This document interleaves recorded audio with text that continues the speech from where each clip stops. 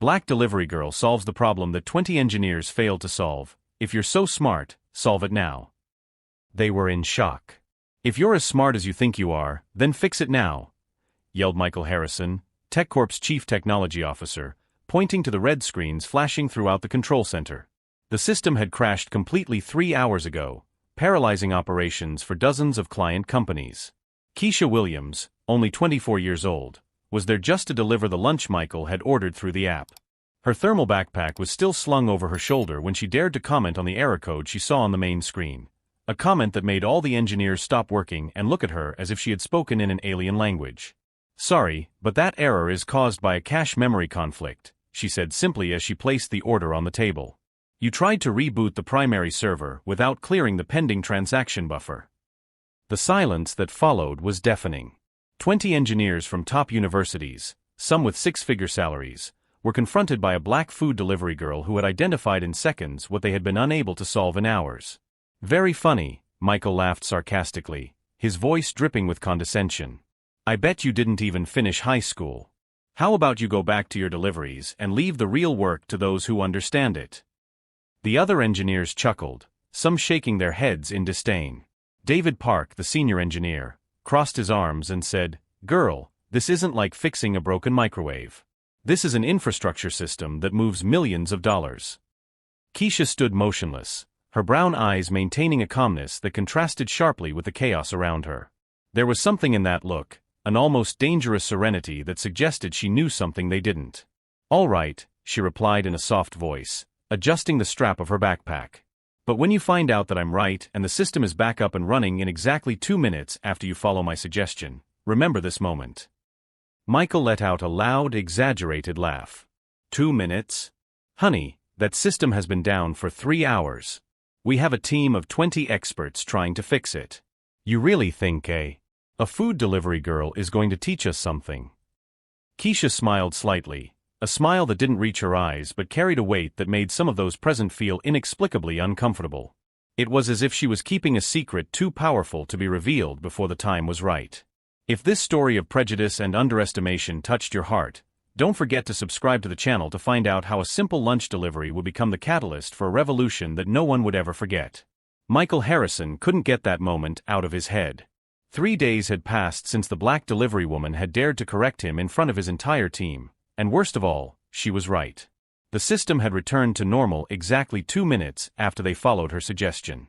But Michael wasn't the kind of man who would allow himself to be humiliated by someone he considered inferior.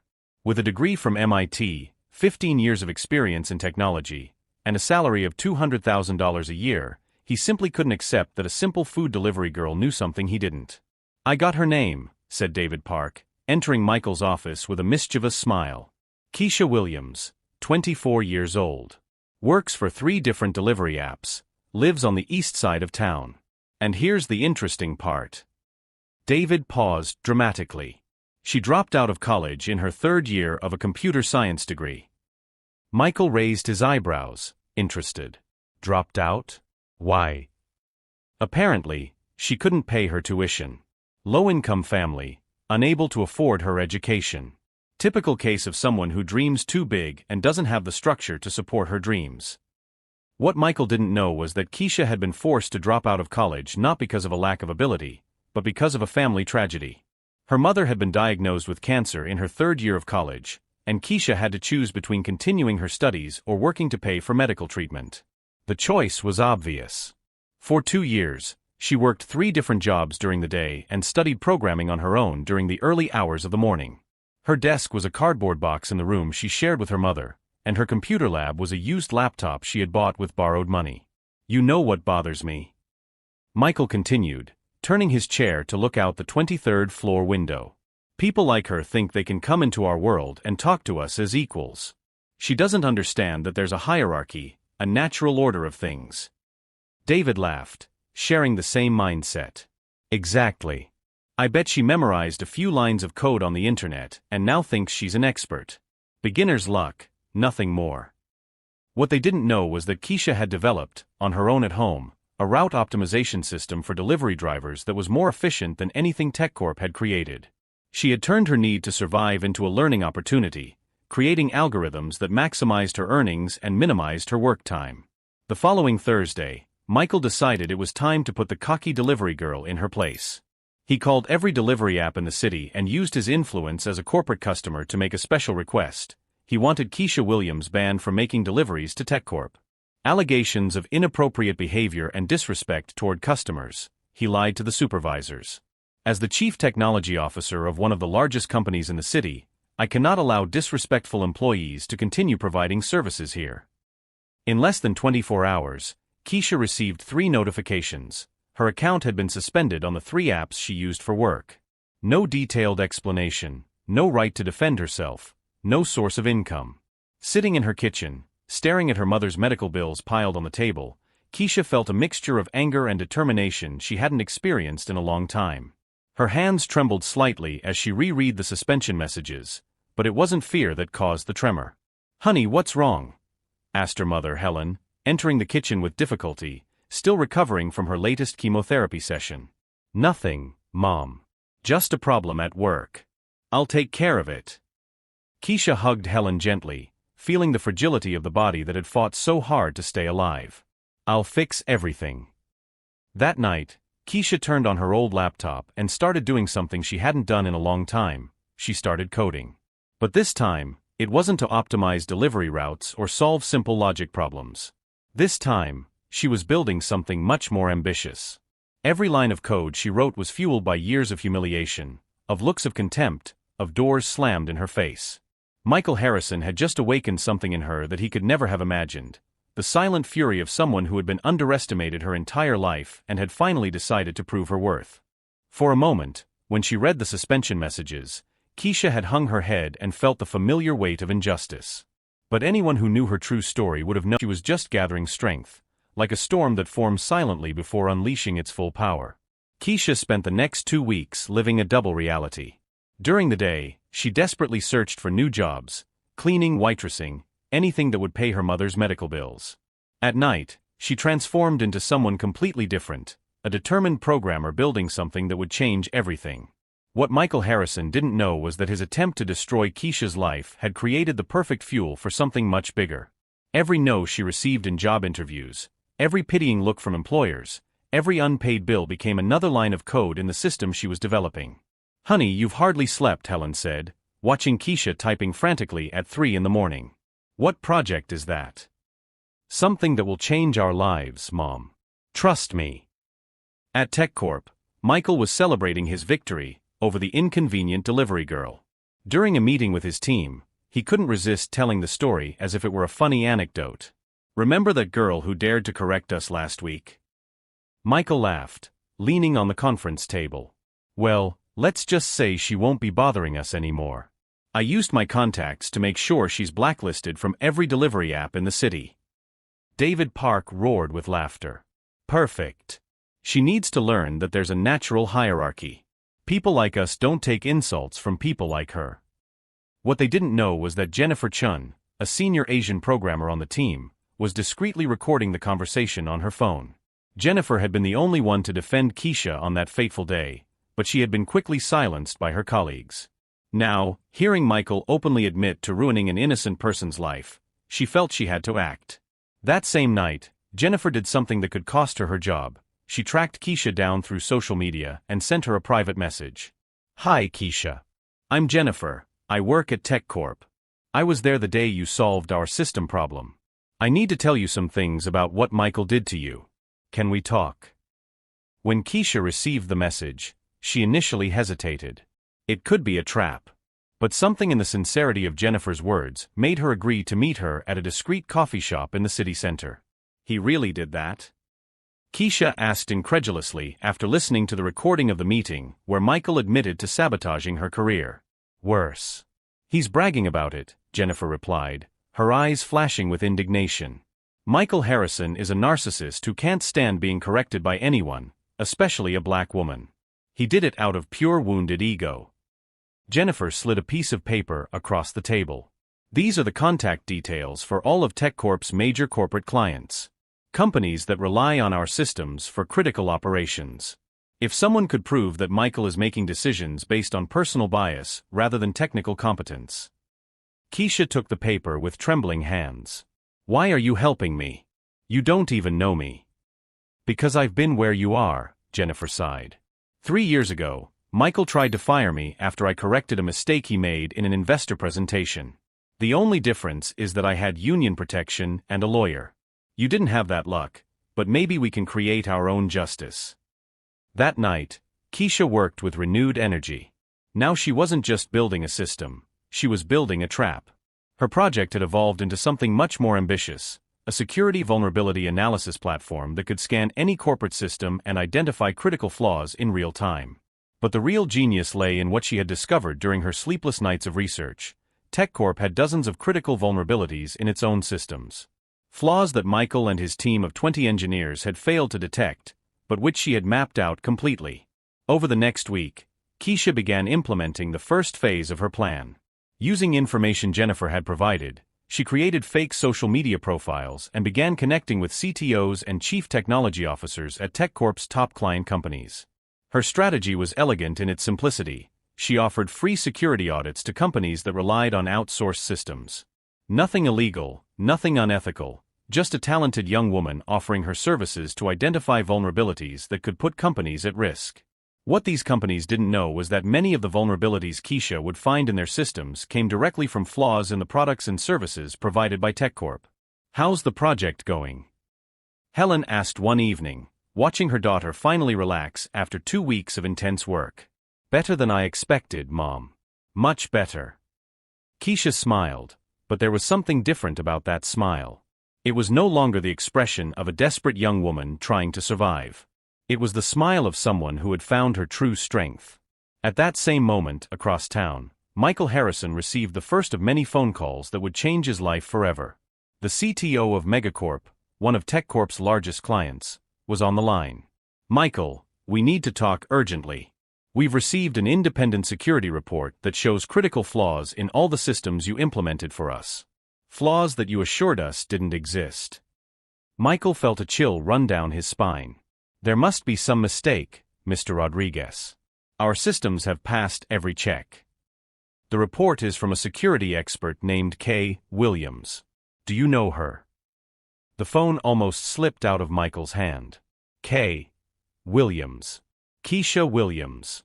The delivery girl he had destroyed was back, and apparently, she wasn't delivering food anymore.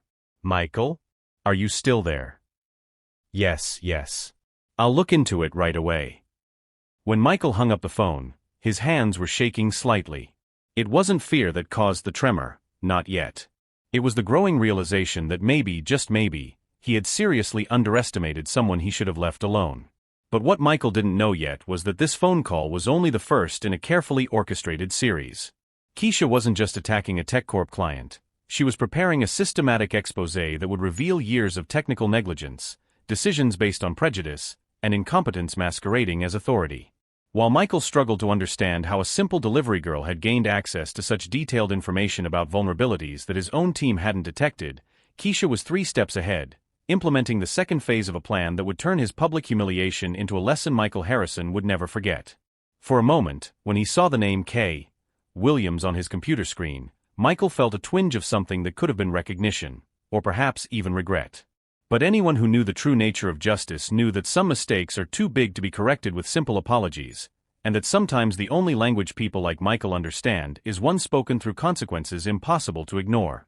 The following Monday, Michael Harrison arrived at the office to find his secretary pale-faced and with a stack of urgent messages on her desk. Mr. Harrison, we need to talk, she said nervously.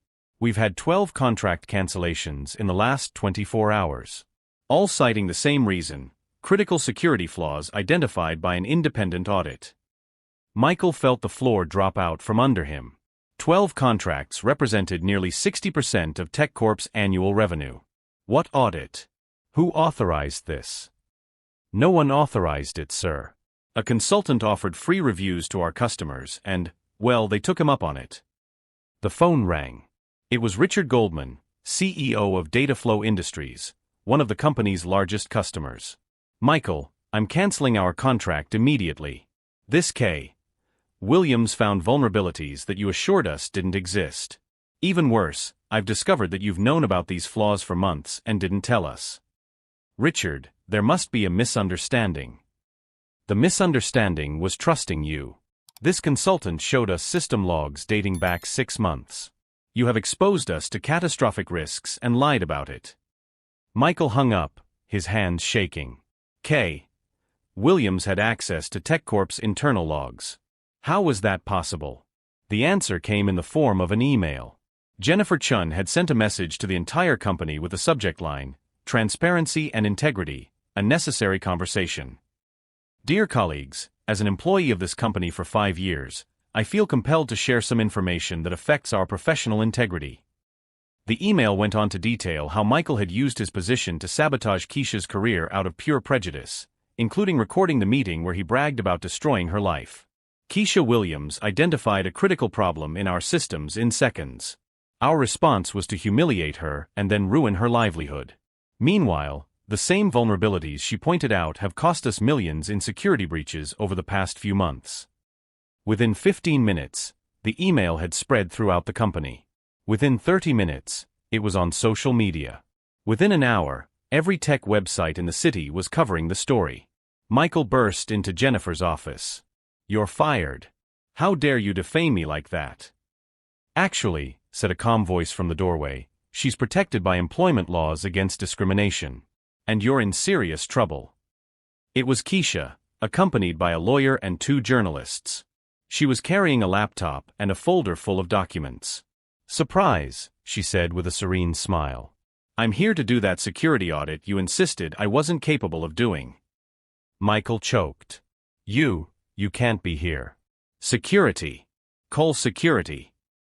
"I didn't break in," Keisha replied calmly. "I was officially hired by TechCorp's board of directors to conduct a full audit following revelations of systematic negligence.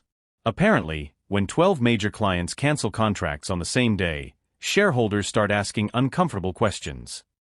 The journalists turned on their cameras. One of them asked, "Mr. Harrison, is it true that you used your corporate influence to sabotage the career of a qualified black employee just because she corrected you publicly?" Michael looked around desperately. Jennifer was smiling discreetly, David Park had hidden in his office, and other employees were watching through the glass partitions. That's a misunderstanding," Michael stammered. Keisha opened her laptop. "I can show you exactly what I found on TechCorp systems. 23 critical vulnerabilities that should have been fixed months ago. Flaws that cost the company's customers at least $4 million in losses." The screen showed detailed reports, error codes, system logs, irrefutable evidence of technical negligence. "The interesting part," Keisha continued, "is that these flaws were easily identifiable. Any competent programmer would have spotted them during a basic routine review."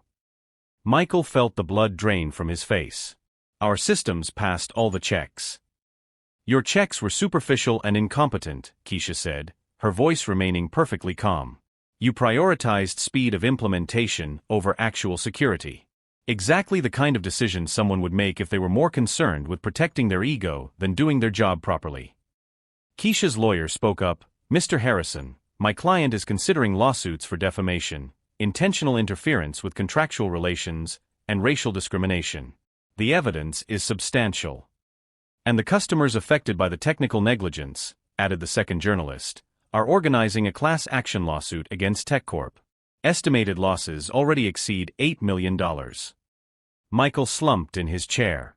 In less than a week, he had lost most of his clients, the trust of his team, and now faced lawsuits that could destroy not only his career but also his financial stability. "Why?" he asked, looking at Keisha with a mixture of despair and something that could have been belated recognition. "You could have just moved on." Keisha closed her laptop and looked him straight in the eye. "Because someone needed to show that competence has no color, social class, or origin. And because people like you only learn when the consequences are impossible to ignore." As she left the room, followed by the journalists and Jennifer, who had just resigned to join the consulting firm Keisha was founding, Michael remained alone in his office, finally understanding that he had underestimated much more than a simple delivery girl. He had underestimated the strength of someone who turned every act of discrimination into fuel for a revenge as elegant as it was devastating. 6 months later, Keisha Williams sat in her own office on the 21st floor of a corporate building, watching the city through panoramic windows. Her company, Secure Code Solutions, had grown from an idea born out of injustice to one of the most respected cybersecurity consulting firms in the country. "We have 17 new contracts this month," said Jennifer Chun, now the company's director of operations, entering the room with a stack of proposals. "3 of them are former TechCorp clients who came to us specifically after seeing our work." Keisha smiled, but it wasn't a smile of satisfaction at revenge. It was the smile of someone who had turned his pain into purpose, his humiliation into motivation to build something bigger than anyone could have imagined. "And how's our beloved former company doing?" Keisha asked, even though she already knew the answer. "Michael was fired last week. TechCorp has lost 80% of its corporate clients in the last 6 months. They're considering bankruptcy." Jennifer paused. "He's suing former clients for breach of contract, but no one is taking him seriously. I hear he's working as a freelance consultant, but no one trusts him," Keisha finished. "Interesting how reputation works, isn't it? It takes years to build and seconds to destroy." In fact, Michael Harrison had discovered the hard way that competence was not a matter of a degree or skin color. After being fired from TechCorp, he had desperately tried to rebuild his career, but Jennifer's recording of him admitting to sabotaging Keisha out of prejudice had gone viral in the tech community. Companies that had once fought over his services now avoided any association with his name. His former colleagues, who had once laughed at his prejudiced jokes, now pretended not to know him at professional events. David Park had even sent a public message distancing himself from Michael's discriminatory attitudes. "You know what the most ironic part is," said Helen, Keisha's mother, entering the office with a tray of coffee. Her health had improved dramatically since they were able to afford the best medical care available. "That man tried to destroy you because he thought you weren't worthy of being on his level. Now you're 3 levels above him." Keisha hugged her mother affectionately. "It wasn't about levels, Mom. It was about proving that talent has no color, social class, or origin. And that sometimes, when the system fails to protect us, we have to build our own justice." The phone rang. It was an invitation to speak at the National Technology Conference, the same event where Michael had been one of the keynote speakers for 5 years in a row. This time, he wasn't even on the guest list. "I'm going to accept," Keisha told Jennifer. "I want to talk about how real diversity in technology isn't just a matter of social inclusion, but of technical excellence. How many problems could be solved more quickly if companies stopped underestimating people based on appearances?" Meanwhile, across town, Michael opened yet another rejection letter for a job opening. His bank account was nearly empty, his luxury apartment had been sold to pay off legal debts, and he now lived in a small studio in the suburbs. For the first time in his life, Michael Harrison was experiencing what it meant to be judged not by his talent, but by his actions. And the consequences were far more devastating than anything he had done to Keisha. "You turned an attempt at humiliation into a show of strength," said Jennifer, watching Keisha review new client contracts. "That wasn't just revenge. It was justice." "The best revenge," Keisha replied, "is not destroying those who hurt you. It's building something so extraordinary that they realize exactly how small they were when they tried to diminish you." A year after that fateful day at TechCorp, Keisha had proven Michael right about one thing: there really was a natural hierarchy. But it wasn't based on skin color, social background, or where someone went to school. It was based on competence, integrity, and the courage to fight for justice when the world tries to silence you. Secure Code Solutions now employed 45 people, including many talented professionals who had been underestimated by traditional companies. Keisha had created not just a business, but a movement that proved that diversity and technical excellence went hand in hand. Michael Harrison tried to destroy a food delivery company because he couldn't accept that she was smarter than him. He ended up losing everything and unwittingly creating one of the most innovative technology companies in the country. Keisha learned that true victory isn't about making your enemies suffer. It's about achieving such extraordinary success that they realize they were always too small to understand your greatness.